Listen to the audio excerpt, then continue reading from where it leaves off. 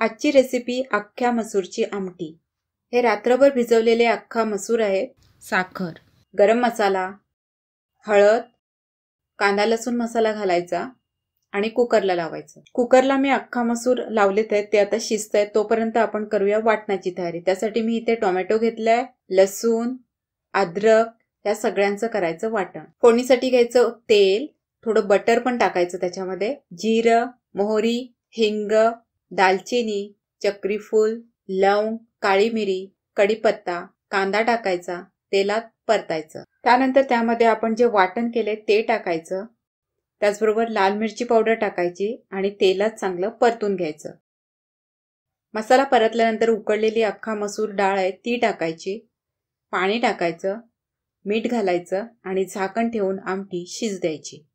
ही अख्ख्या मसूरची आमटी आपली तयार आहे। भाताबरोबर छान लागते। याआधीही मी अख्ख्या मसूरची कोल्हापुरी धाबा स्टाईलची भाजी मी अपलोड केली। अख्खा मसूर तुम्हाला आवडत असेल तर तीही पाहून घ्या। अजून एक महत्त्वाचं म्हणजे यासारख्या जेवणासाठी लागणारा रेसिपी यापुढे येत राहतील। त्या तुम्हाला पाहिजे असतील तर चॅनलला सबस्क्राईब करा आणि ही रेसिपी आवडली असेल तर तुमच्या फ्रेंडला शेअर करा। रेसिपी पाहिल्याबद्दल थँक्यू।